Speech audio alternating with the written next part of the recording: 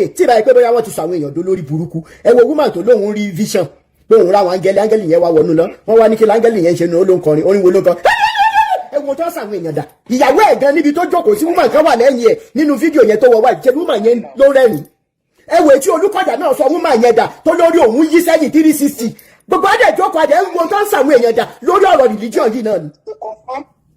To confirm this post of yours, mo save post here. Mo wọnú church MFM Kololano, just àná. Ẹ má lọ far. Lánàá lé mi lọ́nu church here. They were talking about the blood of the lamb. Ẹ jọ̀ọ́ wọ́n fẹ́ sọ blood of the lamb. Àwọn tó ti full. Wọ́n fẹ́ sọ pé ẹ̀jẹ̀ Jésù. How can ẹ̀jẹ̀ Jésù be in Exodus? Kò jẹ́ kó wà ńbẹ̀. Ẹ̀jẹ̀ ọ̀dọ́ àgùntàn. Wọ́n máa fi yẹn gà wọ́n lójú. Àwọn tó bá lọ bá pastor lẹ́yìn. Most of them wọ́n máa padà lọ máa lo àwọn ẹ̀jẹ̀. Wọ́n máa padà sọ pé ọ̀dọ́ àgùntàn wọ́n ní sí pé àgùntàn tó mature. You get kò kí ń ṣe young àgùntàn tó mature. Wọ́n máa ra wọ́n máa la ìfún ẹ̀. Àwọn ẹbọ tó ti ṣe nínú lẹ́yìn òun ló máa padà síwá lọ máa ṣe. So he was talking about blood of the lamb. If come and fear ẹ̀jẹ̀ kan sàmì yèsí ẹ̀kọ́ lára. Wọ́n wá explain it deep. Bàbá mi ẹ ti ẹ fi gbogbo story bàbá mi ẹ fi gbogbo story yẹn lẹ̀ ẹ jẹ́ kẹ́lò mi sọ̀rọ̀ ẹ fi gbogbo wa máa wà okay tá a bá ti padà lẹ́yìn àwọn olórí burúkú iṣẹ́ tá a bá padà lẹ́yìn wọn kan lọ wáṣẹ́ ṣe kí wọ́n rí mọ̀dọ́rùn owó tí wọ́n kó pamọ́ yẹn wọ́n á kó síta wọ́n fi dá industry sílẹ̀.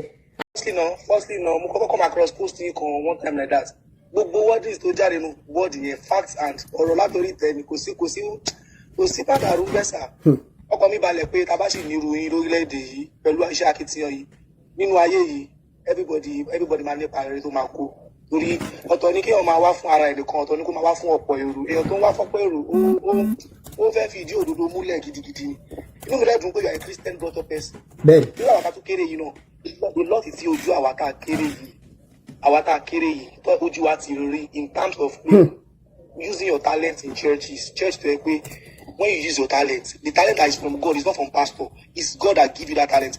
Them will now be scoping you in a way that they will take everything from you. You will not get money. You will waste your time. They don't matter why waste time. Time they can't do for business. They can't feel run. Can't feel share. Other things that if you want to learn our activity, they can't work. They can't feel run life well. So with that, by so doing that, a young man can issue. To the shutting on machine time, you could feed you. Iṣẹ́ tó máa wà left fún yín ní time by kò ní feed you. These are the scopes these pastors have been using. It is just scope. Then. I'm very sorry for using that word pastor because I don't know why this just 3 days ago now mo kàn rí àwọn àríṣà àwọn nǹkan tó ti jẹ́ kó máa lọ. Tẹ́yọ̀ bá sún mẹ́yìn kò ní rí gbogbo kinní yẹn. Exactly. So Ọlọ́run máa ń kọ́ èèyàn Ọlọ́run máa yẹ kí èèyàn jẹ́ tí láwọn time kan èèyàn máa observe torí ó náà time kan téèyàn bá tọ́wọ́ ọmọdé ò bá ti tàn ìkú ìjà tó bá lọ béèrè kó tó padà dé wọ́n máa sọ another thing. Bẹ́ẹ̀ni ṣé bàbá mi.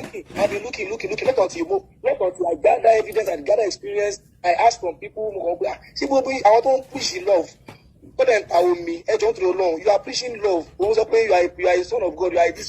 For example Ọdẹkùnlé Epaphras tó máa ń jáde ṣẹnu wọ̀yọ̀wọ̀ ẹ tó yẹ kó máa fi álọ́ọ̀mù fọnú gbogbo gbà táwọn èèyàn ń gbọ́rọ̀ sí lẹ́nu.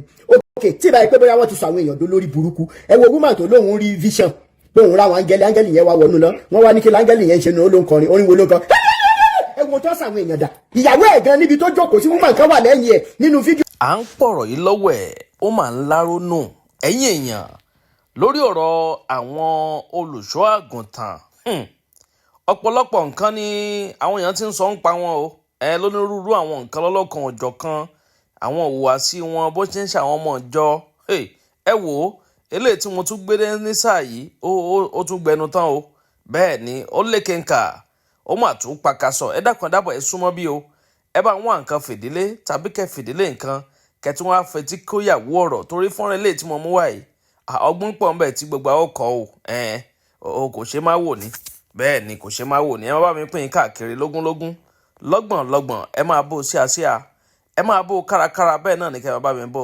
tààràtààrà ìkànnì Àdàbà tẹlifíṣàn ni wọ́n ń pè bí níbi tá a ti mú wá àwọn ìròyìn yàjó ìròyìn ajá àbálẹ̀ lọ́dọ̀ tí wọ́n ń bí náà lẹ́tì láǹfààní láti máa gbọ́ àmọ́ fún gbogbo ẹ̀yin tó yẹ pé ṣe ń darapọ̀ mọ́ wa fúngbà àkọ́kọ́ ní tẹ́ ò tí follow wa abẹ́ ò tí subscribe ẹ bá ń tẹ follow button tàbí subscribe button tí ń bẹ nísàlẹ̀ fọ́nrán yìí àgọ́ kélébé kan náà bẹ́ẹ̀ notification bell ni wọ́n ń pè é òun gangan ní ọ̀mọ̀ta yín lólobó ní gbogbo ìgbàkúùgbà tàbá ti ń ju fọ́nrán sórí ìlàyé láì wá dènà pẹnu ẹ jẹ́ ń sáré gbé yín débẹ̀ lọ́wọ́ kan o ẹ má yí kúrò ńbẹ̀ Àdàbà tẹlifíṣàn náà lẹ́wà mò ń bọ̀ náà. ìyẹn tó wọ wá ìjẹun woman yẹn ló rẹ́rìn ẹwọ tí Olúkọ̀jà náà sọ woman yẹn dà tó lórí òun yí sẹ́yìn 360 gbogbo adé ìjókòó adé ń wo tó ń sàwọn èèyàn dà lórí ọ̀rọ̀ religion yìí náà ni.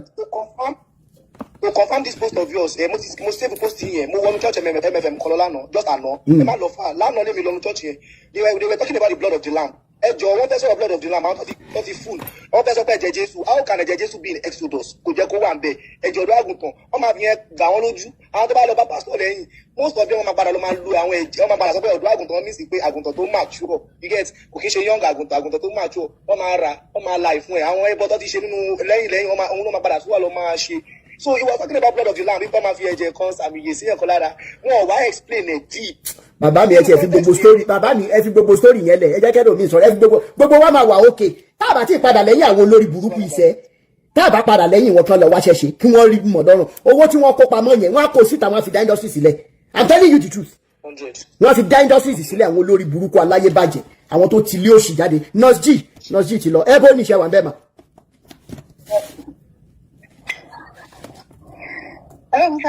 Yes ma.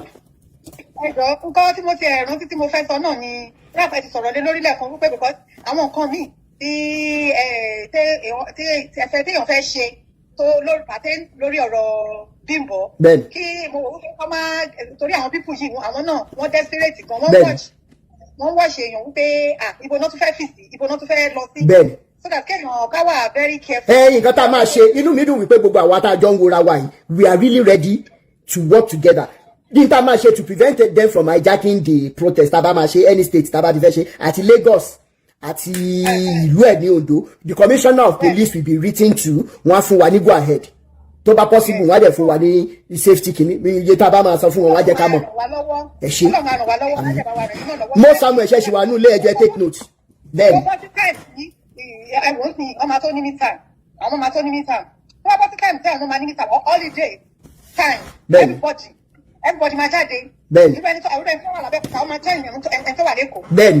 So èyí máa lọ èyàn máa so wọ́pọ̀ ìgbà tó bá dẹ̀ ti report tó ti fún wa go ahead ṣe mọ̀ kò sí kíní. Ó ti tán. Ìtọ́ bá ti kọ́kọ́ rí àtàkì bẹ́ẹ̀ yẹn. Bẹ́ẹ̀ni. Àwọn gan wọn ní dájọ́ ọdún ẹ̀ṣọ́ rò mọ́ ẹ wo àwọn tó ń jó church Olú Alọ nínú mo kàn rí lánàá ni wọ́n ń jójó òṣì wọ́n ń jójó wèrè ebi pa wọn most of them tẹ́ bá ní wọ́n ṣe rí wọ́n dàbí slave tàbá ni mo ní pé wọ́n dẹ̀ tún tún gbàdúrà inú wọn tún dùn. The same Olú Alọ máa wá gbowó wọn tó kù á lọ fly plane padà á travel out again. a máa fi sí lẹ́gàdàgà káàkiri you know what he's doing that man ó mọ nǹkan tó ń ṣe ṣe ọ̀nà pẹ́ ó mọ nǹkan tó ń ṣe bó ṣe wà yẹn àwọn èèyàn bí ẹni bí gbà ní ó mọ nǹkan tó ń ṣe ó dẹ̀ ní àwọn tó ń bà kẹ́ni ó ní èmi dẹ̀ mọ̀ wípé Olódùmarè ó máa gbogbo àwọn tó bà kẹ́yìn wọ́n máa kọ̀yìn sí. Agbára wọn ti bàjẹ́ àárín wọn ti bàjẹ́ bẹ́ẹ̀ omi ti tọ́ lẹ́yìn ẹja ẹ̀. bẹ́ẹ̀ kí ló dé. ẹ ṣe ìlànà ẹ ṣe tà. thank you so much mi ìkúkú ní wáyé tì so mo Samuel ẹjọ gbogbo tí a bá lè ṣe through legal means láti reach wọn lẹ́kìtì ní church ẹ̀ wá ṣẹ́kìtì ní àbí Oǹdó mi ìmọ̀ then àtẹ̀kọ́ náà méjèèjì ó ti di kànrànjágbọ́n báyìí ó ti dèṣù báyìí gbogbo ibi tó báyìí ká kọ lẹ́tà sí pé wọ́n fún wa ní go ahead kan fún wa ní support ọmọ àwọn mo dẹ̀ mọ̀ páwọn ọlọ́pàá Nàìjíríà náà ò ní gbàbọ̀dì torí èèyàn dáadáa ni wọ́n lákùrẹ́ ló wà kì í ṣèkìtì he has church in Akure so commissioner of police ní Ondo state commissioner of police ní Edo Ekiti state commissioner of police Lagos state á ṣiṣẹ́ pẹ̀lú wọn bá wa kọ lẹ́tà sí wọn ẹjọ́ gbogbo ẹ̀yin tẹ́ bá wá nìkan lé ìfọ̀nà rẹ̀ mọ̀ páwo léèyàn ẹ̀yin náà la ní ẹjọ́ bá wa ṣe gbogbo tó yẹ ká gbogbo àwọn advice tàbá ní ẹ̀já mọ̀ so mo Samuel ẹjọ́ take note Fúnmiláyọ̀ ṣẹ̀wà bẹ́ẹ̀mà Fúnmiláyọ̀ Adégbà sọtẹ̀. ẹ kalẹ̀ sà. ẹ mọ̀ kalẹ̀. First time tí mo máa wọ program yẹn nù because mi dédé wọ inú program máa kọ́kọ́ rí fíìmù. Sherry sir, there is nothing like this to people. I'm an evangelist to the core.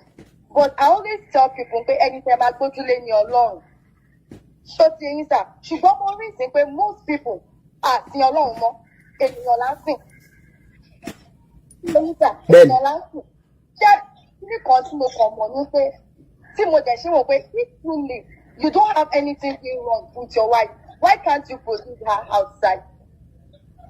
Nítorí pé ọ̀rọ̀ yìí ń sọ, wọ́n á sọ pé bí wọ́n ṣé ìránṣẹ́ Ọlọ́run àbí ṣé nǹkan tí Ọlọ́run ṣòwò ló ń ṣe ni.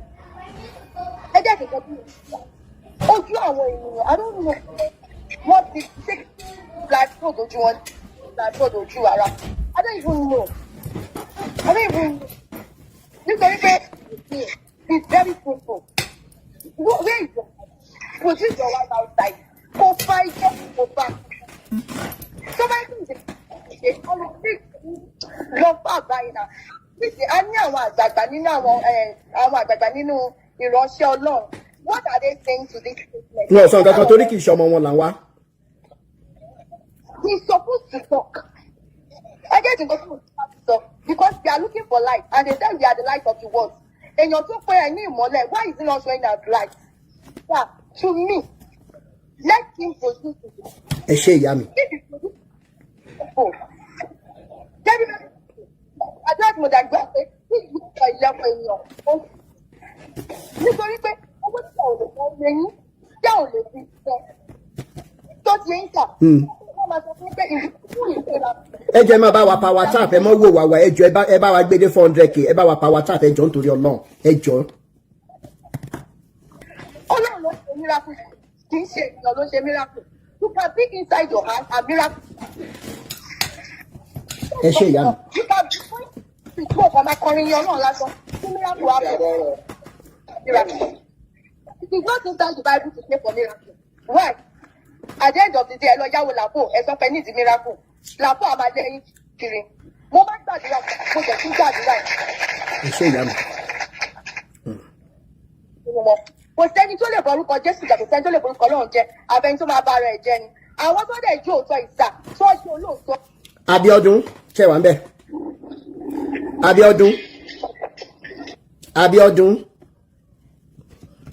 Abíọ́dún ọ̀rẹ́ lè ṣiṣẹ́ wà ń bẹ̀. Abíọ́dún ọ̀rẹ́ lè ṣiṣẹ́ wà ń bẹ̀. Okay. C.A.C catering. Ó yá ẹ sáré bá wa sọ̀rọ̀ sá. Ẹ kálẹ́ sá bàbá mi. Ẹnu kálẹ́ bàbá mi. Apá yóò ní ká yín lágbára Àṣẹ Èdùmàrè. àṣẹ ilẹ̀ máa ṣe lágbára lórí iṣẹ́ lágbára Ọlọ́run.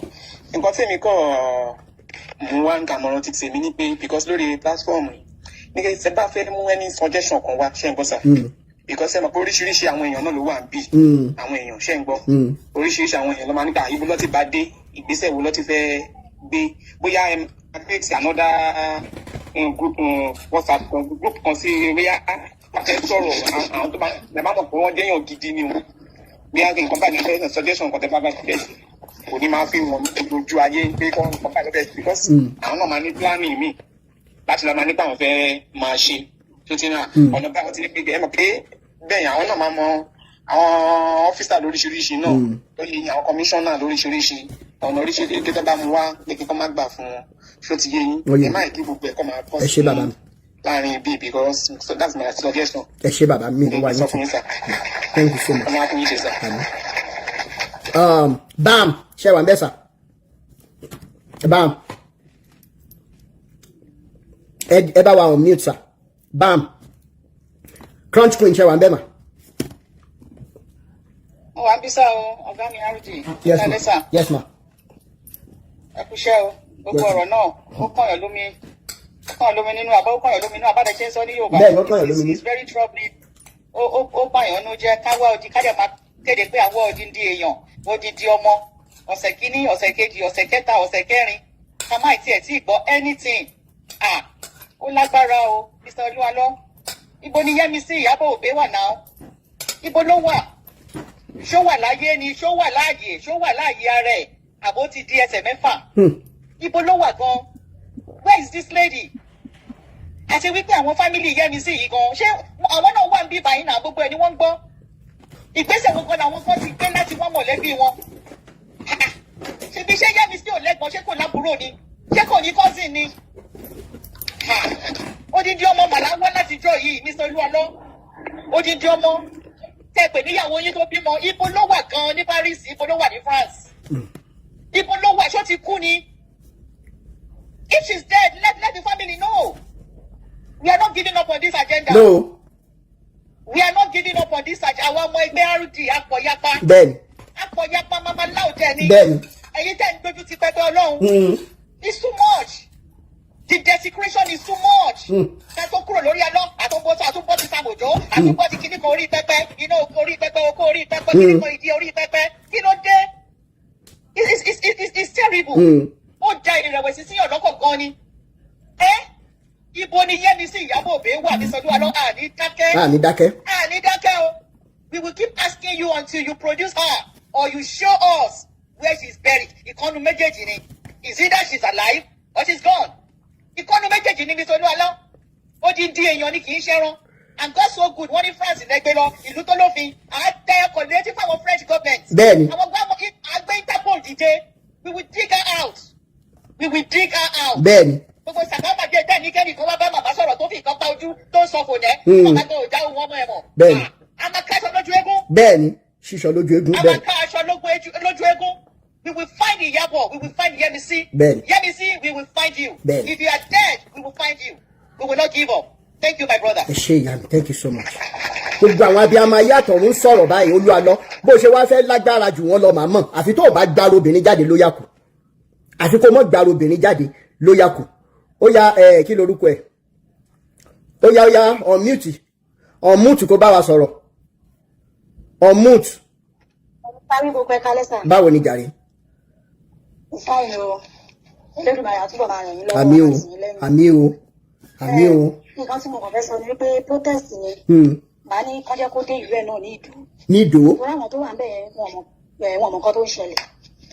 Torí the last time tí mo lọ. Bẹ́ẹ̀ni. That was last week tí mo lọ síbẹ̀. So mo wá sọ torí àbúrò ẹ̀ obìnrin kan. Ó fẹ́ ọmọ ìlú wa wọn níbẹ̀ ní the same local government yẹn. So mo wá sọ fún wọn pé àpéṣọ́ nǹkan tó ń ṣẹlẹ̀ nípa Olú Alo. Ṣùgbọ́n ṣe àsọ pé kí ló ṣẹlẹ̀ wọn gbọ́n kankan wọn ṣe mo wá sọ fún wọn. So wọ́n máa kàn wá dá ẹ̀ wọ́n máa wá sọ pé tí èèyàn kan náà máa ti sọ́dọ̀ ẹ̀ pé torí tó gbé ẹ̀rọ ọlọ́ta fún èèyàn kan àtọ́jọ́ tó ti gbé ẹ̀rọ fún ẹni yẹn wọ́n lẹ́ni ẹ̀ ò gbádùn. Tó ti gbé ẹ̀rọ apáyín fún ẹni yẹn wọ́n lẹ́ni ẹ̀ ò wà òkè láti gbà ẹ̀ pé ìyá ẹni ẹ̀gbọ́n ló ṣàlùkọ́ abáwọn fi àdúrà àwọn ọmọ òun lọ́wọ́ láti tó ti gba ẹ̀rọ ò fi gbádùn mọ́. Tó ní ẹgbẹ́ protest yẹn náà kó jẹ́ kó dé Ìdó ní Ìdó bẹ́ẹ̀ báyìí bí Ọlọ́run ló ṣe rí lójú àwọn ará ìlú bẹ̀ yẹn nítorí fàlàsìkì yẹn gan àwọn ẹ̀sìn sọ pé àwọn lọ prógráàmù ẹ̀ wọ́n ṣe kíní kan ó fún gbogbo nǹkan fún ìṣẹ̀lẹ̀ àgbọ̀n kó pé àwọn wọ̀nyí wọn mọ̀ nǹkan tó ń lọ. So mo ń sọ pé tó bá mo fi pé àwọn tó bá tún process tó bá débẹ̀ yẹn wọ́n tún máa lè ràn wá lọ́wọ́ tó bá kọ́kọ́ sí nǹkan tó bá lè lọ àfihàn olójúdó. bẹ́ẹ̀ni. àfihàn olójúdó. àwọn ọlọ́pàá la nídìí láti gba papers lọ́wọ́ ọ̀hún bẹ́ẹ̀ni a máa ṣe. mo torí kò tiẹ̀ rí nǹkan gan tó ń sọ pé òun mọ ìyàwó ẹ̀ yẹn òun mọ fámìlì òun àbí nǹkan bẹ́ẹ̀ so táwọn èèyàn bá tó máa protest bẹ́ẹ̀ ó fi wọ́n tún máa rí more people tó máa dìde. bẹ́ẹ̀ni. tó máa dìde. thank you so much kò sí wàhálà a máa chat lẹ́yìn ìsìn. ó láwọn questions kankan àti iṣẹ́ kankan tá a máa jọ ṣe. okay all right. Yeah. Adébájò àánú Olúwapọ̀ ó yá Adébájò àánú Olúwapọ̀. hello àti gbọ́ yín o. ìyá kúrọ́sì ní ẹ̀ka lẹ́tà. ẹ̀rọ kalẹ̀. ẹ̀ka lẹ́tà. yes ma. mo kọ́kọ́ fẹ́ gbàdúrà fún yín náà pé ẹ kú iṣẹ́ takuntakun Ọlọ́run máa dáàbò bò yín lágbára Ọlọ́run. àmín. sẹ́yìn C.A.C pé àdàgbà àti C.A.C òun là wá. so gbogbo àwọn nǹkan tí èèyàn ń gbọ́ yìí ó wà so pathetic and annoying. mo rántí àwọn kankan tí dáàdi mi máa sọ nígbà tí wọ́n wà láyé wọn ti fẹ́ ká lọ sí church then VG nǹkan kan bẹ́ẹ̀ máa ní nǹkan tó gbà wọ́n sí rí wọ́n máa dúró pé there is a picture in our house tó jẹ́ pé ibi tó ti sàmì òróró ní dáàdi mi lórí at 26 my daddy was 96 kí wọ́n tó kú nǹkan kan bẹ́ẹ̀ tí gbogbo nǹkan tí wọ́n kọ́ máa fẹ́ràn tó ń kọ́ máa sí wọ́n máa ń refresh everything sí bàbá yẹn máa ń sọ létí wa pé ìṣẹ́jú àwọn ìránṣẹ́ Ọlọ́run ṣe ṣe báyìí ìṣẹ́jú àwọn ìránṣẹ́ Ọlọ́run ṣe ṣe báyìí ọdún kan mo lọ sí VG dáàdi mi ní ìdásọ pé kó lọ jí mi wá ní ṣọ́ọ̀ṣì yẹn ní 12 a.m. ní òru pé mo gbọ́dọ̀ padà wá sílé. so gbogbo nǹkan tó dẹ̀ sì wà nínú ìgbèkùn ọ̀nà àṣì wọn ló jẹ́ thank you so much. ẹ ṣe gan ni God bless you. àmín thank you. làgbáyé já bàbá. thank you so much àdúrà gbé mi. bàbá ẹ kú iṣẹ́ takuntakun. ẹ wò takuntakun ni o. mo ń gbọ́ yín lẹ́ẹ̀kan yẹn mo rí long ride ni mo bẹ́ẹ̀ mọ. ok ó ti yé mi. ṣé níbi tọ́rọ̀ dé làgbáyé já sẹ́nu pé ẹ̀yin náà máa kọ́ mi bíbẹ̀ tá a bá ti parí ìsìn máa bá yín chat lórí ẹ̀. ẹ ti gbọ́ voice note ní àbí. bẹ́ẹ̀ni. ok Tàbújá tàǹbáì ó ti yé yín sá. ó ti yé mi. ó ti yé thank you sir. mo kàn kí yín pé ẹ kú iṣẹ́ takuntakun sí. ọ̀nà yóò ní dá o. àmín o. one thing tẹ́mi fẹ́ kí mo ti chat pẹ̀lú Olú Alo ó dẹ̀ respond ó dẹ̀ dá mi lé. ok. mo dẹ̀ believe pé mo nígbàgbọ́ pé ìyàwó Olú Alo wà lálàáfíà ó wà lájé bí òkè ìsìlẹ̀ làbẹ́ àtọ́rí mo bèèrè lọ́wọ́ ẹnìkan mo níyàwó Olú Alo ń kọ́ ó ló wà bọ̀ kó sọ fún mi jù yẹn lọ. so now bí ìwà mọ̀ bí Olú Alo ṣe máa wá kó ìyàwó àtọmọ pamọ́ látijọ́ ẹ̀ torí mi fa ọmọ tèmi ṣó káàkiri mo fa ọmọ tèmi yangàn káàkiri mi mọ̀ bá ṣe máa kóyàwó àtọmọ pamọ́ láti jọ ìyẹn kọjá lọ. Number 2, ẹni tó bá sọ wípé àdúrà ni ọ̀rọ̀ wa need ní Nàìjíríà wọn ń san fẹ́ san kì í wọ̀ fẹ́ wọ̀ ọmọ yìí gbá orí ìjókòó tó kété bá tu gbó ló ń forí lé ẹni ẹ máa forí wọ gbóni. Èmi ò mọ bí tí a need àdúrà mọ́ this time around we need action. Bẹ́ẹ̀ni. Kí ni àdúrà fẹ́ ṣe nínú ayé wa mọ́? Ṣé àdúrà làwọn èèyàn fi dáàdù ni? Then ẹlẹ́sìn máa parí ẹ̀sìn bàbá. Ṣé rí ẹni tí irú wa yìí èmi Àìsáyà Adédọ̀tún máa ń sọ fún pé irọ́ ni kinní tó bá ti sọ pé kinní kan ọmọ ẹni ò lè gbọ́n mọ́ láyé kò lè gbọ́n mọ́ chọ́ọ̀chì mẹ́ta ni mo ní mo dá chọ́ọ̀chì mẹ́ta lẹ̀. So kí wàá lọ fẹ́ wá sọ fún mi nípa church kí ló fẹ́ sọ fún mi nípa ìlú ẹ̀kọ́ máa ń sọ ti pẹ́pẹ́ pásítọ̀ ọjọ́ kan ayé ọ̀run ni pásítọ̀ àti prophetess àti prophet ẹni mo máa sọ pé àwọn ẹ̀dẹ́ tó yàn jù àwọn èèyàn máa ń rò pé eré ni láti jọ́ tí mo ti pẹ̀lú gbogbo àwọn bàbá àtẹ́rìtà àti bárìn èèyàn mẹ́ta pẹ́rẹ́ mo rí tí òyìn àlè rí tí òsàndọ́ kọ rí láyé mi ní gbogbo àpáàtọ̀ mo dẹ̀ bá wọn rìn ètò máa lóhùn mọ̀ mí kékeré ló máa wí. So èèyàn mẹ́ta lè fídíò yọ ọ̀dọ́ kọ ní gbogbo àwọn yòókù aṣẹ́wó ọ̀dọ́ kọ mo mọ pásítọ̀ ìdí méjì tó bímọ sí Texas. Ẹnìkan ní why did you chat with Olu Alo that is irresponsible ó dá mi lóhùn mo dẹ̀ dá gẹ́tì ìbẹ̀rẹ̀ àrùtì mi èmi ò ń ṣe Olu Alo bá ń gbọ́ bíbá èmi ò ń ṣe ṣekúṣẹyẹ màá ké wájú ẹ̀ màá dẹ̀ tún ké lẹ́yìn ẹ̀ that is me. Ohun tí mo sọ fún Olu Alo ni pé àtọ̀dọ̀ Rótìmí ni mo ti wá èèyàn Rótìmí ni mí bí mo yẹ sọ nìyẹn bẹ̀rẹ̀ ọ̀rọ̀ mi fún Olu Alo nìyẹn. So kọ́ wà sọ pé mo dẹ̀ sọ fún this is me.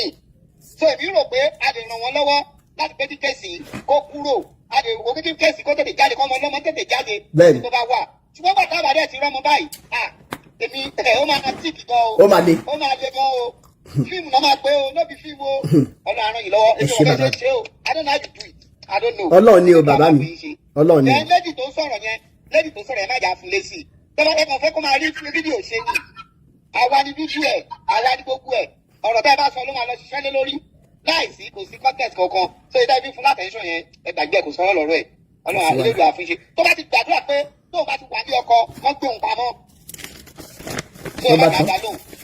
Thank you so much bàbá mi ní wáyé tì ó dẹ́yìn sí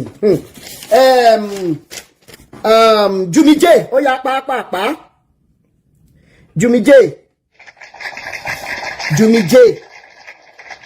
ọmọ Ṣara Ẹ̀gbọ́n wọn bí o. Ó yá. Ẹ̀gbọ́n ọ̀lẹ́ sá. Alpha báwo ni? Thank you so much. Thank you for being our voice. Thank you. Thank you. You're welcome. Ọlọ́run á máa fún mi ṣe o lágbára Ọlọ́run. Agbára tọ́lọ́run fi sínú afẹ́fẹ́. Á tú gbogbo àwọn tó wà nínú ìdè sílẹ̀. Àmín o. Tell me one thing I realized about this thing. Me too, I'm a victim. Ben. And our parents, they are doing so much about giving all these people some powers. Because wọ́n ti gbé ẹbí wọn lé wọn lọ́wọ́. Bẹ́ẹ̀ni. Ó wà lọ́rọ̀ ìyá Ìyábọ̀ Òjó yìí. Tẹ́ ẹ bá wádìí lọ, tẹ́ ẹ bá wádìí bọ̀. Ó máa ní ibi tó jẹ́ pé ìyá àti Ìyábọ̀ yìí wọ́n ti ń kún Olú Alọ́lé tó jẹ́ pé àti wá gba respect yẹn padà. Àyè yẹn ò wá yọmọ́. So, èmi o, in my own opinion, àti fún máa yìí ní privilege jù. Like for like 2 weeks now, wọ́n ti sọ pé kó fìyàwó ẹ̀wọ̀n. Ó jẹ́ pé kò dẹ̀ kákún. Áùdì. In some cases wà tó jẹ́ pé tí ọ̀rọ̀ ọba tí ìdàrú pátápátá kò dùn lójijì. Ṣé ẹ̀kọ́ tó bá dàrú láì ṣe máa rò pé òkè ẹ jẹ́ ká wá tuntun. A máa fi A fún A, a máa fi B fún B. Bẹ́ẹ̀ni. Bọ̀ ibi tó dé yìí, with the look of things, ẹ jẹ́ ká kúkú kí ọlọ́pàá kúkú kó everybody. So láti bẹ̀, a máa mọ̀ nǹkan tá a fẹ́ ṣe. That's number one. In my own case, ṣé mo pé mo message yín? Mo ti ṣe investigation kan. Ṣé mo pé ní alákọ̀ọ́kọ́, my mom went to Pastor Rotimi Adeniyi's church. Bẹ́ẹ̀ni. Tí wọ́n tó tẹ̀ admin ìgbà yẹn mo send video sí yín. Bẹ́ẹ̀ni. Nǹkan tó ṣe. Bẹ́ẹ̀ni. Ẹlẹ́ẹ̀kejì tí mọ́mì mi lọ, tí mọ́mì mi sọ fún pé nǹkan tó máa sọ pé ó ní mo ní kóhùn ti rí. My mom saw the attitude. Pé pé kí ni kan. So báyìí ẹ̀dẹ̀ mọ̀ èmi náà Ọlọ́run ló kàn pè mí padà pé torí mo fẹ́ yọ ọmọ ìta tọ́ díẹ̀ lókù. So mo ti fún kan náà guys pé wọ́n kàn ló bá mi ṣe investigation ní church yẹn. Ìkan náà guys yẹn wá ń jẹ́ kó yé mi lẹ́nu jọ́mẹ́ta pé wọ́n ní àwọn kan tó ń sọ fún pé it's a matter of time pé like ọ̀rọ̀ yẹn máa die down. Bọ́ọ̀lù yẹn ṣe máa die down èmi sọ pé bọ́ọ̀lù yẹn máa die down ó máa die down bọ́ tí má padà jáde padà ìdí nǹkan ti lò lọ. So mo wá sense pé ṣé mo pé mo sọ fún yín pé èèyàn kan pè mí pé ní àwọn máa gbégbèsè mo sense pé most of them RD they are not taking this thing serious as we are taking it. Kò sí wàhálà n máa bá wọn chat. Wọ́n take it serious. N máa bá wọn chat. From Olu Alo yìí ó yẹ kí gbogbo wọn ti pera wọn pé kí là ń ṣe odidi ọmọ ní tó wúrẹ́ èèyàn tó bá sọnù a máa wá ká tó wá sọ pé odidi ẹ̀mí pẹ̀lú ọmọ mẹ́ta you can imagine trauma these children will be going through because wọn lè question position tí àwọn wà. I am talking from pain as well because I've been there. Wọn lè question position tí àwọn wà wọn lè question and I'm very sure with the look of things àwọn ọmọ yẹn wọn lè jẹ́ ọmọ kékeré ọmọ 11 years 10 years ti lo fóònù. Tí wọ́n bá sábà everybody sọ̀rọ̀ wọ́n lè bá grandma wọn sọ̀rọ̀ àbí sá máa nílé ìyá ká máa nílé bàbá ni. But nígbà wo from ọgbọ́n ọmọ kékeré tèmi o Audi tí nǹkan ò bá tí ì dàrú kó kúkú dàrú kan àní mo bá ṣe fẹ́ tún tò. Bẹ́ẹ̀ni a máa ṣe. Láti bẹ̀ káwa máa yanjú ẹ̀ lẹ́yọ̀ kọ̀ọ̀kan. Thank you so much ìyá mi. Thank you so much. And I want one thing from this country which I am presently. Safeguarding is everybody's duty. Ẹ má jẹ́ ká máa ṣe pé kò kàn ní ẹ̀yìn àmọ́ yóò bá kù tí wọ́n tó bá kàn wọ́n kọ́. That's why you see neighbors calling police on your behalf because they know safeguarding is everybody's duty. Bẹ́ẹ̀ni. So ẹ jọ̀ọ́ ẹ jẹ́ kí ká tún campaign pé ká tún nífẹ̀ẹ́ ara wa ẹ jẹ́ ká máa gba ìjà yìí ká máa ṣe pé tó bá jẹ́ mi nǹkan. Kó máa wà kó máa kọ̀ wọ́n náà. Bẹ́ẹ̀ni. Mama Jo, thank you so much. Really appreciate you. Ọlọ́run máa fún yín ṣe lágbára Ọlọ́run ẹ̀ ní ṣubú ara ẹ̀ ní ṣubú ẹ̀mí. Lágbára Ọlọ́run èrò ọ̀tá ò ní ṣe lórí yín. Thank you so much, sir. Bẹ́ẹ̀ ni o di kings n ta máa ṣe náà nìyẹn. Hello. Hello. Yes sir, ń gbọ́ yín sir. Ẹ kálẹ́ o. Yes sir. Yes sir. Àtà ni màá kọ́kọ́ gbà fún yín pé lórúkọ Ọlọ́run Olódùmarè apá ayé kò ní ka yín. Àmín ìyá mi. Ohun tí mo fẹ́ sọ nìyẹn ṣe rí ọ̀rọ̀ Olu Alo yẹn kó tún sọ Mr. for what ordinary bricklayer wá sọ pé Mr. Ben. ó sì máa sọ lélẹ́yìí Olu Alo yẹn ìfàyàlàyà wọn àti Yẹ́misí Òbé ó máa ṣèdájọ́ fún Àṣẹ Ìdùmarè. ìpínlẹ̀ mẹ́ta tí Yẹ́misí ní fún Olu Alo ó máa ṣèdájọ́ fún Àṣẹ Ìdùmarè. láti sìn lọ gbogbo ohun tí Olu Alo bá lò pátá àdàbí tó bá jẹ́ pé obìnrin lábẹ́ obìnrin ló ti jáde tó bá jẹ́ pé obìnrin ní Olu Alo ti jáde ní agbára Ọlọ́run ilẹ̀ tó Olu Alo bá tẹ̀ báyìí ó máa ní lára. Àṣẹ Ìdùmarè. tí Olu Alo bá mú Asapa lórí. Àmín. ẹ̀jẹ̀ ara Olu Alo máa domi Àmín. omi ara Olu Alo máa di ẹ̀jẹ̀ Àmín. ìnira máa débá Àmín. ìyẹn bẹ́ẹ̀ ṣé rí àwọn authority àkílẹ̀ pé wọ́n sáwọn aláṣẹ kò sóhun tó fẹ́ ṣe wọ́n ti jẹ dodo àbáwọ̀ yẹn sọ Yorùbá yẹn. Wọ́n ti jẹ dodo wọn ò lè sọ òdodo. ó ti di ìtìjú fún wọn náà bọ́ ṣe wà yẹn àdètí ẹ̀rẹ̀ wà mọ̀ pé gbogbo náà ló ẹrù lẹ́bọ̀ àbúrò Wọ́n lẹ́bọ lẹ́rù. gbogbo náà tí wọ́n rìn so láti wá fèsì òun sìn torí gbogbo náà ibi kan láti lọ gbàgbára láti wá fèsì òun pàtàkì torí pé àṣírí tiẹ̀ ti tú ó ṣe wọn ní kò lè ṣeé ṣe fún wọn wọ́n tí mo tún fẹ́ sọ lélẹ́yìí ṣé ẹ mọ̀ pé nígbà tí Ọlọ́run ti padà lẹ́yìn Sọ́ọ̀lù gan mọ̀ Ọlọ́run ti padà lẹ́yìn òun Bẹ́ẹ̀ni. Olu Alo ti di Saul báyìí o RD you are David of our time Olu Alo ó ti di Saul Ọlọ́run ti padà lẹ́yìn ẹ̀ gbogbo ewé àti egbò tó ń lò fún ti padà lẹ́yìn Olu Alo. O ti kò jẹ mọ́. ṣé rí èmi kò lè mọ bó ṣe rí lára mi èmi ò lè jẹun mi mo kàn ń sunkún rẹ̀ yìí pé irú lélẹ̀ irú ìlú wo la wà yìí mo ti ọ̀gá ti gbọ́ wáyé mo ti pe àwọn kan tó ti fẹ́ dìbò inú ọkọ mi bẹ́ẹ̀ ti pàdé wọ́n lè pa mí I'm 60 they can't kill me. Bẹ́ẹ̀ni mà. wọ́n lè pa mí àwọn ọ̀pá ọmọ yìí náà obìnrin ọkùnrin. Ìgbà náà máa ń pa àwọn ẹ̀pá àwò bẹ́ẹ̀ ni. so wọ́n lè pa mí náà look at take wọ́n pè é gbogbo sọ fún mi sí pé àwọn ọ̀dà sí o àní wọ́n tún ṣe pé wọ́n ní mítì tán ṣe sometime about a week ago wọ́n tún sọ pé anybody nínú àwọn aláṣẹ yẹn tó bá gbọ́ sí ẹ̀ tó sọ̀rọ̀ pé ó ti dárùn. Olu Alo ti fọmọ ọlọ́mọ ṣe owó ni o ò lè kó kó gbé síbi kan ni o fẹ́ rí òkìtí ẹ̀ tó kàn yìí bẹ́ẹ̀ ni ayé ẹ̀ ṣe máa bàjẹ́ tó. Àmín. ẹ má lo Mr. fún wèrè mọ́ tó bá yẹ pé kòkò jáde kò ṣe oṣù tó ṣe yìí a máa pè é tó máa rẹ́sìmẹ́ǹtì dé wa ni. Bẹ́ẹ̀ni a máa wá bá wa ṣe táìsì ṣe rẹ́sìmẹ́ǹtì páìpù. tẹ́ bá wò dáadáa ẹ mọ̀ pé it's a wicked soul tẹ́ bá wò dáadáa ẹ mọ̀ pé it's a wicked soul. ṣé rí gbogbo mo lọ sí ẹ̀rí kankan tó ṣe tó ń sọ rubbish mo lọ bẹ̀ mo sọ pé where is your wife olórí burúkú obìnrin kan dá mi lóhùn pé I should go to his house mo ní ṣe ilé Adébóyè láti rí wife ẹ̀ àwọn tó kún jáde àrùkọ even ẹ̀yọ Èsìkáyà ṣé ilé ẹ̀ láti rí produce your wife wèrè obìnrin kan ló ń dá mi lóhùn bóyá àwọn tọ́jọ́ ń bá wọn sùn so o ìpè ní mama ṣẹ́ fún ní tèmi o bẹ́ẹ̀ni èpè ní láti lè pè yí wọlé báyìí èpè ní mama rọ̀ tó torí Olúwa ẹ ṣe ìyá mi gbogbo ìgbésẹ̀ tó a máa gbé ní àṣìṣe Elédùmarè Elédùmarè máa bá yín. àṣẹ Èdùmàrè. Bọ́dọ̀ náà ló ń ṣẹ̀sìn yẹn. Irọ́ ni, ó máa ṣẹ̀sìn gbẹ̀yìn. Ó ti ń ṣe already Ó báyìí. fi mọ́tò plẹ̀ rìn dé, ó máa fẹsẹ̀ rìn kọjá. Àṣẹ Èdùmàrè. Ó máa ṣẹlẹ́yà, ó máa ju aṣọ́lẹ̀. Àṣẹ Èdùmàrè. So that you teach other people sex. Àṣẹ. Lágbára Olódùmarè. àṣẹ Èdùmàrè ìyá mi. Àṣẹ ó dàrọ̀. àṣẹ mà. Bó ṣe yẹ kó rí náà nìyẹn. Ìgbà tí a bá ti pé kí tọmẹnì kejì ó bá jẹ́ o. Adego, thank you. A máa rí bá ti ṣe. Godwin Grace, are you there? Godwin Grace. Ẹni sùúrù. Godwin Grace. Ta ló sọ̀rọ̀? Ta ló sọ̀rọ̀? Godwin Grace, are you there? Ebu God, ó yẹ sáré bá wa sọ̀rọ̀ pápápá. Mo ti fẹ́ lọ ṣetán báyìí. I have only 30 minutes. Bàbá mi. Yes sir. Mi mọ̀ mo ṣe báwọn bàbá wa nínú wa ti yáàkì àkáǹtì mi ni. Mo máa ń send request àti omi 2 hours. Network ni. A gbé wọn wá tó gbé yàn lọ. Bí àwọn bàbá wa nínú wa wọ́n ti gbàdúrà wọ́n ti pe Ọlọ́run wọn wọ́n ti yáàkì nọ́mbà. Ṣé wà? Mo wà jáde. Ẹ wo Ọlọ́run máa rìn mí lọ́wọ́. Àmín. Because iṣẹ́ náà ń ṣe iṣẹ́ takuntakun ni. Bàbá tẹ̀ pariwo láti jẹ́ àmọ́ bóyá iṣẹ́ tó gbà bóyá iṣẹ́ ìránṣẹ́ fada ló gbà. Tó bá tẹ̀ sáṣẹ́ ìránṣẹ́ fada ọmọ tó ti lọ gbígbé lọ́dọ̀ àwọn ẹbí ẹ̀. Ṣèbúlẹ̀ ẹ̀ kó dá padà àbí. Bí a bá lè divorce rẹ̀ ìyá ṣáà lè lọ́dọ̀ ọmọ padà pẹ̀lú ọmọ pé ẹ gba ẹrù yín o. Ṣé rí ibi tí ọ̀rọ̀ ẹ lọ àwọn ẹgbẹ́ cooperative ẹgbẹ́ labour union ó fẹ́ bẹ́ta ẹgbẹ́ àwọn kan àwọn ẹgbẹ́ PFF àbí kílẹ̀ ó fẹ́ bẹ́ta ẹgbẹ́ ìgbà because àwọn ẹgbẹ́ cooperative wọn ò ní wò tó bá ní ọmọ ẹgbẹ́ tó fẹ́ borúkọ ọmọ jẹ́ wọ́n á tètè dìde wọ́n á mọ ọmọ ẹgbẹ́ náà wọ́n á pọ́nìṣẹ́ pé wàá lówó tẹ́tí ń pa látijọ́ yìí kò sẹ́ni bọ́dì nínú wọn tó lè jáde síta ẹ̀yin náà lè máa péjì fún wa bẹ́ẹ̀ni tí ò bá níyàwó kò lè jẹ́ olórí ìjọ kò lè ṣe bá kò lè ṣàwó tó bá fẹ́ jẹ́ fada àmọ́ pé fada ni ẹ̀ à ní rí nínú history ẹ pé yẹ̀sì oníyàwó àbí o fẹ́ yàwó o ti fẹ́ yàwó ti bímọ gbogbo wọn dẹ́ra irú kéèsì bẹ́ẹ̀ ṣẹlẹ̀ sí mi ìgbà tí ìyá mi wà láyé tí wèrè bọ̀bọ̀ kan pásítọ̀ tó gbé ẹ̀gbọ́n mi àwọn tó máa ń tọwọ́ dà ní ó gbé ẹ̀gbọ́n mi lọ́gbà yẹn ìyá mi máa pèpèpèpè wọn ránṣẹ́ sí ẹ̀gbọ́n mi ìyá mi lẹ́ẹ̀ láìkì ẹ̀gbọ́n mi kan tó máa pariwo my daughter títí tí ìyá tó ṣàfi títí ìyá ṣàfi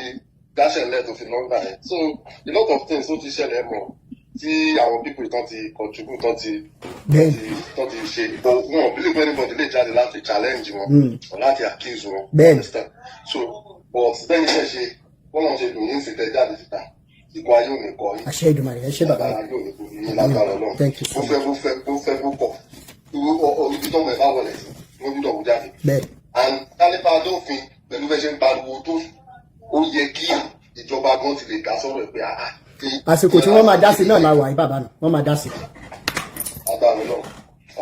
ẹ ṣé bàbá mi thank you so much. Jumi J ó yá ẹ jẹ́ ká ṣe pápápá Jumi J ẹ bá wa on mute Jumi J ọmọ lójú Elédùmarè ẹ bá wa on mute. Ẹ kálẹ́ sà. Ẹ mà kálẹ́ ìyá mi. Mo kí gbogbo ilé o. Mo kí gbogbo ilé abáyé mo kí yẹn kú iṣẹ́ takuntakun. Yes ma. Àṣeyè ló máa ṣe lágbára Ọlọ́run. Àmín. Ipá kípa agbára kágbára ní kẹ́niyàn kéèyàn tó bá lóun jẹ́ kẹ́ ṣàṣeyè. Ọlọ́run á gbogbo wọn á fi ṣèrúbọ àṣeyè fún yín láṣẹ Èdùmàrè. Àmín. Ẹ jẹ́ má bínú ojú tèmi fi ń wo ọ̀rọ̀ tó wà lẹ́yìn. Kó má lọ jẹ́ wípé Nàìjíríà gangan ni Olú Alo ti yanjú ọmọ táwọn wí tó wá ń purọ́ fáwọn èèyàn kóun ti gbé lọ sábrọ̀d. Ó lè ṣẹlẹ̀ bẹ́ẹ̀ ṣe mọ̀. Àgbègbè wọn bá tó bá ti ṣe gbogbo tó bá ní ìyàwó ẹ̀ báyà lóun ti tẹ̀lé lọ France. Ìyàwó ẹ̀ kan ti tẹ̀lé lọ Ìbàdàn. Ó lè jẹ́ pé bóyá ni mo ṣe ní pé kán lọ fún lọ́gbàá gbé ọkùnrin yìí wọ́n ní kán lọ́gbàá ọ̀lẹ́nu tọ́lọ́gbàá ọ̀bà lẹ́nu bẹ́ẹ̀ dáwọn àmọ̀tẹ́kùn tí kán lọ gbé. kọ́tẹ́ mi fẹ́ sojú bẹ́ẹ̀ lọ́wọ́ ẹ̀jẹ̀ bá àwọn ọ̀gbàwọ̀ ẹ̀ bá mi lọ́wọ́ ó lè jẹ́ pé Nàìjíríà ìlú oníbọ̀dé ní orílẹ̀-èdè wa so ó lè ti parí iṣẹ́ ẹ̀ kó jẹ́ pé wọ́n mẹ́nu mọ́ kìnnì kan tójó bá ti dé kò rí torí ta máa bí. kọ́ lọ gbé ọkùnrin yẹn jọ kọ́ lọ gbé. kò sí wàhálà thank you so much. Omila ní Adégòkè iṣẹ́ wa ń bẹ̀ ẹ bá wa on mute. Omila ní Adégòkè. Okay, Prince Ajani, ẹ lè fẹ́ béèrè question kan. Bàbá wo ni o? Yes, bàbá mi. Mo máa ń send àwọn nǹkan kan sí mo dẹ̀ mọ̀ kẹ́ máa ń rí. nǹkan méjì ni mo fẹ́ sọ fún yín jẹ́rí àṣírí arákùnrin yìí bẹ́ẹ̀ni ìgbà tá a máa ń kékeré ọmọ kan tó jẹ́ báńgà bẹ́ẹ̀ni nígbà tí tí àṣírí yẹn bá máa tú ó máa dàbí báńgà ni ó ti tú tí gbogbo yín tẹ́ lérò nǹkan arábìnrin yẹn nígbà tí àṣírí yẹn bá máa tú ó máa dàbí ẹmọ bí báńgà ṣe máa ṣe tú gbáù ẹ̀kọ́ nínú bàbá ẹ̀kọ́ déètì ní ilẹ̀ today is 15. gbogbo wọn náà ló máa rí bẹ́ẹ̀ o láṣẹ Èdùmàrè. ẹ̀kọ́ lẹ̀ ẹ̀kọ́ abẹ́rẹ́ kí wọ́n á tún sọ nǹkan fún yín ẹ wá mọ ọ̀nà tí àṣírí yẹn ò lè ṣe ní títú fún ìjọ kan tó bá ṣe ìgbọ̀nsẹ̀ fún ogún àsìkò àti ọjọ́ ọ̀sẹ̀ márùn-ún tó fún ọ̀sẹ̀ yẹn yín èèyàn wọnú òun fẹ́ ṣe ìgbọ̀nsẹ̀ ó wá ṣe ìgbọ̀nsẹ̀ yẹn fún ogún ìgbà àti ọjọ́ àti ìgbà márùn-ún àṣírí yẹn ò ní tú o ẹ̀kọ́ ọjọ́ ìní ilẹ̀ o tí àṣírí yẹn bá máa tú ẹ̀yin gan máa sọ pé ìhun tẹ́yin gan ò lérò lórí ni àṣírí yẹn máa àwọn nǹkan kan wà tó yẹ pé kò tí ì wọ̀n sí gbogbo wa ìgbà táṣírí yẹn bá máa tú tán ó ti ń sáré káàkiri o. bẹ́ẹ̀ni. ó ń sáré káàkiri gidi gan ó ń sáré gidi gan kì í wá ṣòun nìkan o àwọn èèyàn kan wà tó yẹ pé àmọ̀ tẹ́yìn náà ò dẹ̀ mọ̀ tó yẹ pé àsìkò tí ìgbà títí ẹ̀ bá máa bẹ̀rẹ̀ sí ní dé táṣírí yẹn bá máa tú ẹ̀yin gan máa wọ kí ló dé kò tí ì bẹ̀rẹ̀ ó ṣẹ̀ṣẹ̀ bẹ̀rẹ̀ ni torí ní ìgbà tí arákùnrin yìí bẹ̀rẹ̀ ni Ọlọ́run ti ń bá mi bá ó ti wà pẹ̀lú mi pẹ̀lú ẹ̀ tó yẹ pé mi ò lè sọ pé mo fẹ́ lọ síwájú àti pé àbí bá a sọ̀rọ̀ ṣùgbọ́n bí ẹ̀mí ṣe ń sọ fẹ́mi lèmi ṣe ń sọ fún yín bàbá ọ̀rọ̀ ẹ̀ bí báńgà ni o ṣé kìí ṣe báńgà ni bàbá ẹgbẹ́ ìwọ bí báńgà ni ìgbà tẹ́lẹ̀ ṣe sí dancing ó wà lórí Facebook ó wà lórí Instagram àìmọye àwọn èèyàn tó yẹ pé ó tún ṣe ó ṣẹ̀ṣẹ̀ bẹ̀rẹ̀ ni o àníjọ́ tó yẹ pé ó lè wọnú ilé ìgbọ̀nsẹ̀ ní ọjọ́ kan kó ṣe ìgbọ̀nsẹ̀ ogún àti márùn nìkan làṣírí yẹn ò ní tú bàbá mi. ẹ ṣé bàbá mi ò sọ jù bẹ́ẹ̀ ẹ ní bàbá. Àdùnní Àjàyí ó yá ẹ sáré bá wa on mute Àdùnní Àjàyí Àbáyọ̀mí ṣe wà ń bẹ̀ kí n lè tètè lọ ṣe nǹkan tí mo fẹ́ ṣe. wà á bẹ bàbá mi. ó yá ẹ bá mi gbóhùn sókè pápá. yes. ọ̀rọ̀ yìí in fact ó lágbára gan-an ṣẹ́rí nọ́mbà wà nǹkan tí mo ti sọ ọ̀rọ̀ yẹn náà rí lórí platform yìí náà pé ṣẹ́rí gbọ́n wípù yẹn ọmọ babaláwo ló pọ̀ jù nínú wọn ọkàn fi Jésù yẹn bojú ni. lòyìn ẹlẹ́ẹ̀kejì mò ń táìpù kan mo ní ẹ̀gbọ́n mi kọ́ táàgì very dark man ṣẹ́rí àwọn ọlọ́pàá tẹ́ ẹ̀ sọ yìí wọ́n ya wèrè gan Nàìjíríà pé wọ́n ya wèrè gan pé ẹni tó kí ló kọ ọba yìí náà ẹ̀sìn káyọ̀ sọ̀kan lórí program ẹ̀ ó ní kò sí ibi tóun fẹ́ Nàìjíríà tóun ò ní rí ibi tọ́lọ̀ fún un lágbára dé ìgbésẹ̀ tó ń fẹ́ Nàìjíríà tó wọ̀n yìí so pé ọlọ́pàá kúrò ńbẹ̀ mo sọ pé tọ́lá yẹ protest kọ́ máa sọ fọlọ́pàá wáyé inform àwọn authority nù so wọ́n á fún wọn ní protection but ẹ̀ má rí láì lè wọ́n. ìkọ̀kọ̀ tó wá dùn mí pé nígbà tí wáyé program ní kò lọ́mọ kò dúlé mi ó dùn mí gan bẹ́ẹ̀ burúkú ojú yẹn wọ́n á lọ bọ̀ báyìí wọ́n táwọn olù yẹn àwọn ọmọ tára fún wọn lóòótọ́ tí wọ́n ti wọ́n á dé bẹ̀ wọ́n á da ogun bẹ̀rù àwọn kíní àgbẹ̀ àwọn press àgbẹ̀ wọ́n á bẹ̀rẹ̀ pé kí ló ṣẹlẹ̀ ada àwọn fẹ́ẹ́ rí ẹni bàbá kópó wáyé ìyàwó ẹ̀ ó máa sákúrò kúrò dùn ni ṣe understand all need the protest bí church yẹn tó dáná sí kọ́kọ́ tá àti títí kan dáná síbẹ̀ àwọn tó wá sí ìsìn wọn máa sá lọ ni pé báyìí ó wọ́n náà produce ìyàwó ẹ̀ máa kàn tó náà bá sọ̀rọ̀ nígbà wọn tẹ̀sí wọn bá sọ̀rọ̀ oníyàwó wà lálàáfíà kí wá ní problem ẹ̀ ìyàwó wà lálàáfíà bàdé wàá sọ fún ìyàwó wà lálàáfíà ìyàwó mi dé o ẹ bá sọ̀rọ̀ o sí Putin ni náà ó náà máa gbé sí Putin ó ṣe fi hàn kó náà ẹ bá sí Putin ẹ ní báyìí nàkárí náà ó dẹ̀ jẹ́ ó dẹ̀ dé ìbòdì everybody wà confused àmọ́kọ́ tó ń ṣẹlẹ̀ ó dẹ̀ dá kẹ́síbẹ̀ ó yẹ ẹ ṣé bàbá ó jáde kó wá sọ̀kọ́ tó ṣẹlẹ̀ ó gbọ́dọ̀ jáde ọlọ́run adó tì yín ọlọ́run adó sì dúró gọ́dọ̀ lẹ́yìn sínú ọlọ́run àfún yín ṣe lágbára ọlọ́run.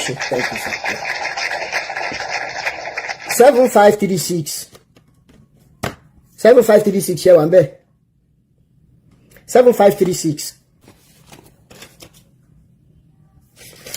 7536 Àdùnní torí time now ẹ jẹ́ ká sọ báyìí kí n tó lọ ẹ jọ̀ọ́ gbogbo àwa tí ó ń rú lójú lórí ọ̀rọ̀ religion ní Áfíríkà gbogbo àwa tó ń rú lójú kò yé yín ṣé bá ní ó ń rúyàn lójú gbogbo àwa tó ń rú lójú. In the first place, mo mọ̀ pé yes ó difficult torí wípé nǹkan tí wọ́n bí wa sínú ẹ̀ ni ó difficult torí wípé àwa fúnra wa ìkà ni wá torí pé wọ́n ní ẹni tá a bá kọ́ lóró tó ṣèkà ìfẹ́nú ẹ̀ ló ṣe ṣùgbọ́n n tó bá fi lè mú àwa kọ̀ọ̀kan sọ wípé ọ̀nà tá a mọ̀ yín kò sí nǹkan méjì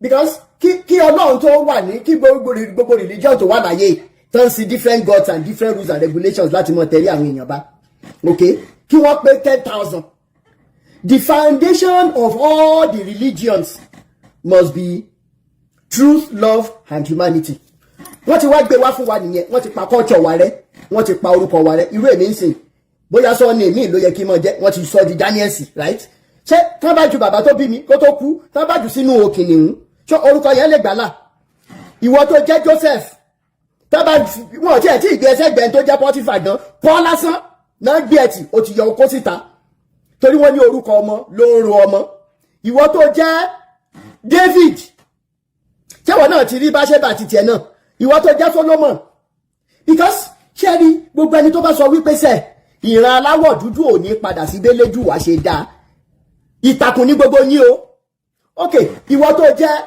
tó jẹ́ Mary Mary ṣé wà ń bẹ̀ ẹ̀mí mímọ́ ń dú ẹ dáadáa mo bèèrè ní o ṣé ẹ̀mí mímọ́ ń kó fún ẹ dáadáa tẹ́yìn pé lọ́kọ̀ ọ̀run tó ń ṣe dáadáa ok ìwọ tó jẹ́ Muhammed má bínú tí ìwọ náà ṣe pátá pupa tó ń mú pátá pupa káàkiri ṣé o lè bókù sùn mo bèèrè ní ẹ mọ̀ dáhùn now gbogbo lílọ bíbọ̀ ẹjẹ́ summarize ẹ̀ báyìí mo travel wá sí Nàìjíríà bí mo ṣe máa ń ṣe ìgbà míì lẹ́ẹ̀mejì lọ́dún torí mi fẹ́ràn Nàìjà gan as a matter of fact tí judicial system wa bá wà pa tí òfin wà Nàìjíríà tí ìjọba tí wọ́n kó àwọn Boko Haram àti terrorists síta tí torí wọ́n pé tán mọ̀ tán ṣe tí wọ́n take ọ̀rọ̀ insecurity èmi Rótìmí yìí àgbẹ̀ ni mí ẹ ti rí mi lórí oko rí dáadáa mo dẹ̀ sì nílẹ̀ tí mo lè fi dápọ̀ àwọn èèyàn kan rẹ́dì láti ṣiṣẹ́ mọ́ ni fúnra mi máa wà lórí oko I'm telling you the truth tẹ́lẹ̀ rí fídíò yẹn sẹ́mà ní ohun parọ́ ní irọ́ ni kò lè ṣiṣẹ́ oko àgbẹ̀ ni mí ok mo wá sí Nàìjíríà ní 2018 ṣé ẹ rántí pé mo ti sọ fún yín rí ìgbà yẹn ni mo lọ sórí òkè akínkẹ́mi ó dà pé bẹ̀rẹ̀ gan lẹ̀fọn ti jẹ mí nígbà tí n máa padà mo wá notice pé mo ti ní symptoms malaria so ìgbà tára mi ò gbà mọ́ ká ní Nàìjíríà ni mo wà ọ̀dọ̀ ìyá Bólú tàbí ìyá Bọ́sẹ̀ oníkẹ́mìsì ni màá lọ tẹ́ẹ̀dì mílẹ̀ ó yẹ gún mi lábẹ́rẹ́ ìjọ tó bá fún mi lábẹ́rẹ́ yẹn tí bá ti sùn díẹ̀ a máa ń gba abẹ́rẹ́ ní Nàìjíríà a sì tún gbá bọ́ọ̀lù níjọ́ yẹn ẹ̀yin bàbá mi nínú ilé ẹ̀jẹ̀ já mi tí n bá parọ́ so in Nigeria in Africa malaria kì í ṣe nǹkan tó nira rárá a1 success thank you now mo wá padà dé ìgbà yẹn mo ṣì wà ní Canada mo wá feel malaria symptoms mo dẹ̀ máa bẹ̀rẹ̀ program tí mo put in fún ní January mo gbọ́dọ̀ tètè take care malaria mo wá gbéra mi lọ sí emergency Foot Hills Hospital ní Calgary lọ́dún náà lọ́hùn bí mo ṣe dé emergency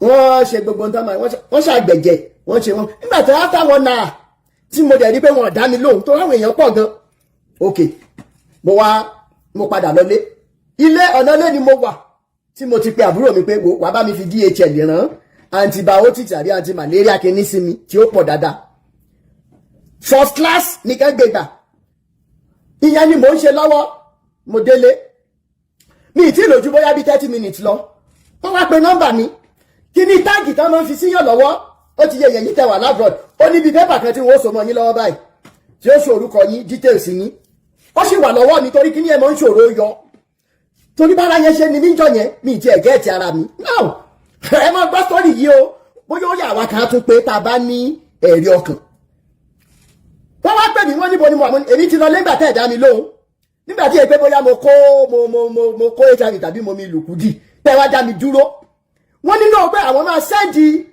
tó bá ipá àdírẹ́sì tí mo fi sílẹ̀ please listen to this it is very important tó bá gbé àdírẹ́sì tí ó wà lórí fáìlì mi ni wọ́n máa sẹ́ndì ambulance síbẹ̀ right away mo ní why wọ́n ní because wọ́n ti ṣe test lórí wọ́n ti carry out blood test and I have to be ẹ mọ̀ wulẹ̀ rán ambulance wá torí ẹ tún charge mi fún yẹn náà ni ṣé ẹ̀dẹ̀ mọ̀ pé ọ̀rọ̀ lóyìnbó yìí if you don't know you don't know ń máa sọ àwọn nǹkan kan fún yín kí n tó round up lórí most embarrassing moment mi. Okay, now ẹ máa ń send ìkíní tó bá ti sọ fún mi bí ṣe pé níta máa ń wò lórí mófì yẹn tí wọ́n á pe 911 wọ́n á pe 119 whatever number tí ambulance máa dé táwọn beautiful girls àwọn doctor ní nurses ní site wọ́n á máa fọwọ́ tẹ̀ lára wa máa enjoy ẹ̀ owó ni èmi ò mọ̀ tẹ́lẹ̀ ṣùgbọ́n nígbà táwa Nàìjíríà máa ń gbà ìlú òyìnbó gbogbo ẹ̀ ní wẹ́rẹ́jẹ́ pé ó wà padàn àwọn ambulance àti dé wọ́n ti lift owó ní gbogbo ẹ̀ bá dé wọ́n send brand envelope sí ẹ later and iṣẹ́ tán ṣe ni wípé sórí àlòkù níjọba máa lò yí pé bóyá wọ́n fẹ́ wá dénú bẹ̀ yẹn àǹtálí yọ̀ ọ̀fẹ́ ni mo máa ń pè tẹ́lẹ̀ bẹ́ẹ̀ máa tiẹ̀ fi ṣeré ń jọkàn ọ̀rẹ́ mi Mr. Clement ọmọ Congo náà sọ pé a beautiful girl is touching your sight yàtọ̀ ní your body yàtọ̀ touching your body olùkọ́ ọ̀fẹ́ ni wọ́n sẹ́ndì brown envelope ṣe ìjọ ìmọ̀ sọ pé ẹ mọ̀ wulẹ̀ sẹ́ndì ambulance pé mi ìjìnà sí hospital mò ń bọ̀ nsìn to my greatest surprise nígbà tí máa dé hospital chairman tó fẹ́ sẹ́ndì ambulance sí wọ́n ní wọ́n rí malaria parasite nínú bloodstream mi kí n má bàa lọ infect àwọn tó kù mo fi títóbi Elédùmarè ṣẹlẹ́rì ṣé rí ibi tá ṣe fún mi wọ́n enclose mi sínú ibi tí mo wà ní wọ́n ní kí n lọ gbàgbé iṣẹ́ o kí n pé ibi iṣẹ́ kí n ṣe pé ó kéré jù máa lọ́jọ́ 4 àbíjọ́ 5 wọ́n isolate mi thank you so much brother Ṣẹ́gun serious isolation tán pa cotton lè tán ṣe mo ní ẹ sọ pé malaria parasite nìkan lẹ́rí wọ́n ní ẹ but they cannot allow me to go now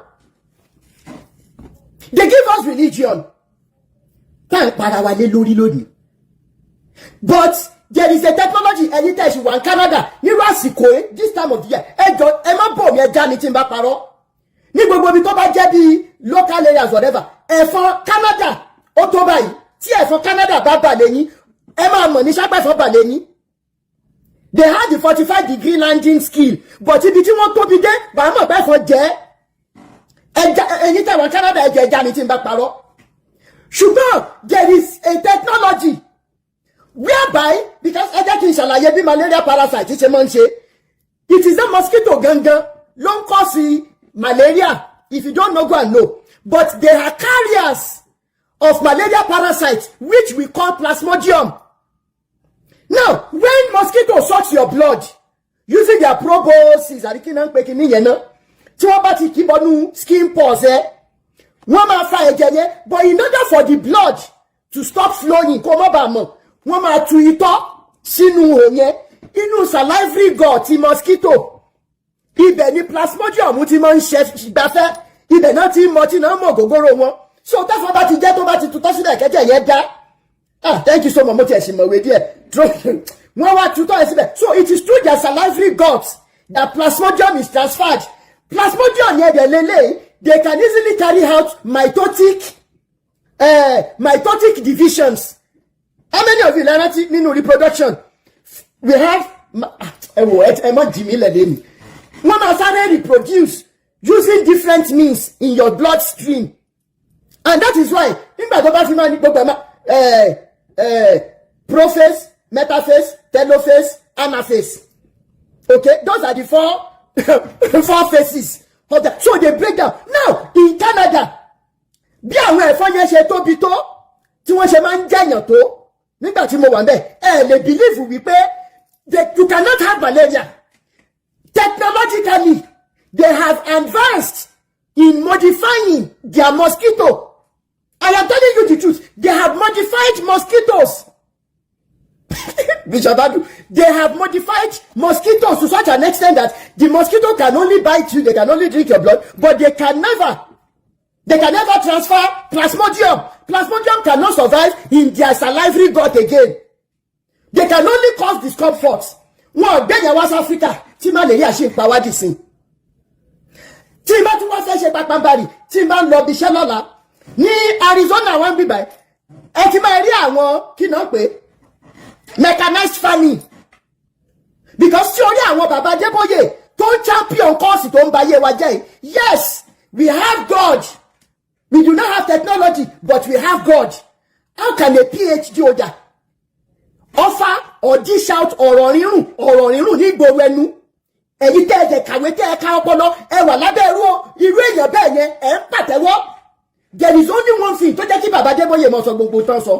There is only one thing and that is see finish. sí finish nìkan ló lè jẹ́ kí bàbá Adébóyè mọ sọ tọ́tọ́ because wọ́n ti rí àwọn tó ń gbọ́ wọn tó pé wọn ò lè ronú irrespective of academic qualifications. What am I trying to say? Wọn ò gbé technology yẹn wá fún wa ká máa lò láfíríkà. Ìwọ̀nba tá a tún wá ní ìwọ̀nba tá a ní Áfíríkà ẹ̀jẹ̀ mọ́ bínú o ìwọ̀nba tá a tún wá ní táwọn bàbá ńlá wa ń lò ń gbà yẹn wọ́n tún wá sọ fún wa wípé a lè produce ẹ̀ without passing through World Health Organization. Àwọn olórí burúkú ìtúwà modify wọ́n gbé coronavirus síta. How many of you rántí nínú modern biology? Analogy the simplest virus which is T2 virus. I don't know whether more intelligence and more research ó ti jẹ́ ká find out another smaller microorganism apart from T2 virus. Ẹ̀yin tẹ́ bá sì rántí nínú modern biology yẹn the structure of T2 virus tó ní hexagonal edge báyìí ó ní tail ó wá ní tail plate ó ní dendrite nísàlẹ̀ tó fi attach rẹ̀ mọ́ bacteria cell tó bá fẹ́ multiply with single strand of either RNA or DNA. Now all these technological advances ó wà ń bẹ̀ a lè develop ẹ̀ ìtọ́ba kọ́ wa náà lámù at the end of the day the only thing tí wọ́n wá gbé sílẹ̀ immunology mi ní wáyítì oxy at the end of the day the only one tó wá gbé sílẹ̀ àtún wá ń pè ẹ̀yin àgbàgbà pé ó dáa kì í ṣèjà ẹ jẹ́ ká béèrè question lọ́wọ́ yín ẹ máa dá wa lóhùn nínú Bible yìí ìtẹ́ ẹ̀ bá fi lè dá wa lóhùn ó bí wípé ẹ̀yin gan fúnra yín mọ òótọ́ ṣùgbọ́n olórí burúkú èèyàn níyẹn ẹ̀rẹ́dì láti fi ọ̀lẹ sílẹ̀. And finally ibi tó burú jù sí ni wípé laziness has been coded in our DNA in Nigeria. Ẹja ni tí n bá parọ́. As a result of religion, laziness has now been coded in our DNA to such an extent that if a pastor tó bá fi pastoral work sílẹ̀ lẹ́nu pé òun ti mọ̀ tán ó máa ṣòro fún láti ṣiṣẹ́.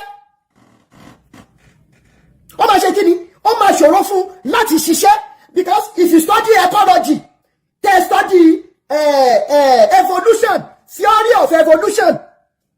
As a result of time, weather changes and some other factors, the new offsprings are always provided, are always produced from parents.